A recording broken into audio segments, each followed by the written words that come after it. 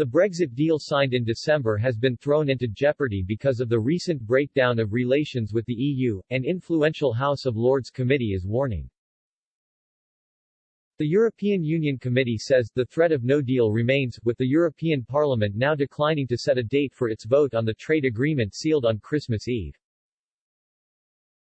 Its chairman, Lord Kinnoul, said there were noises coming out of the EU that it might delay ratification beyond the current target of 30 April, risking a further escalation of the row over the deal signed less than 3 months ago.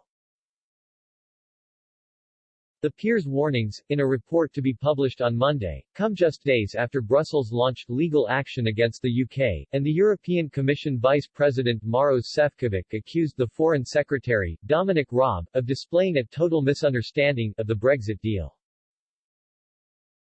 While the UK has exited the EU, the trade deal is only operational because of an emergency procedure on the EU side, with ratification by the European Parliament due by 30 April to make it permanently legally binding.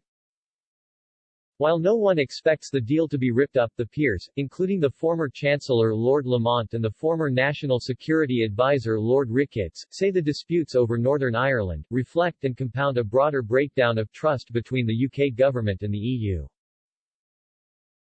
The European Union Committee warned in December 2017 that it was difficult to envisage a worse outcome for the UK than a no-deal Brexit. We are therefore concerned that recent developments have so undermined trust that the possibility of no deal, in other words, a failure to ratify the Trade and Cooperation Agreement (TCA), has now resurfaced, says the report. Beyond Brexit, The Institutional Framework, is the final publication in the 45-year history of the Lords EU Select Committee, which is now shutting up shop, mirroring the fate of the House of Commons Brexit Select Committee, which was axed earlier this year. Next week subcommittees will publish 5 reports on Brexit as a parting shot. They will raise concerns about the delays in setting up governance structures, including 24 specialist committees. The fact they have not been set up yet means, at least 24 pipelines for discussion with the EU are not open, to build post-Brexit working relations in Brussels, according to Kinnoul. On Northern Ireland he said he was optimistic the protocol could work but that he was particularly concerned that the Joint Consultative Working Group, JCWG, on the protocol was not up and running 14 months after it was mandated.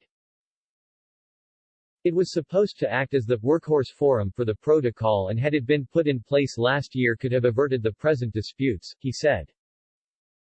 The Cabinet Office Minister, Michael Gove, recently wrote to him to reveal the JCWG had convened briefly for the first time, on 29 January, to adopt its rules of procedure.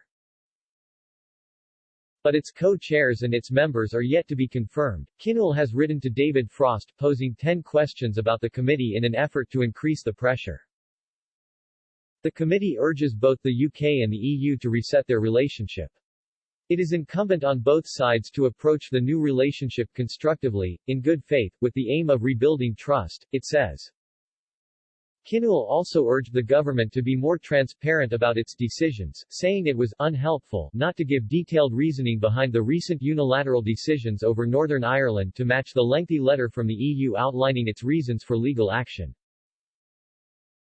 If you are an average MEP and all you are reading is the British government has taken a unilateral action, you have nothing to assess whether the UK was right or wrong.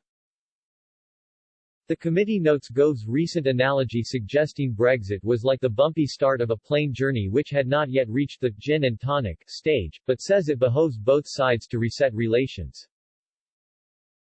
Liberal democracies are precious, and they should work together, not pull apart, it says.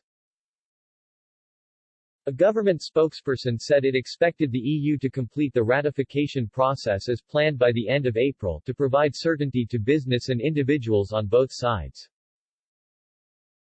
On the dispute over Northern Ireland they said the measures taken were temporary operational steps intended to minimize disruption and protect the everyday lives of the people living there, adding that the EU needs to take a more pragmatic approach.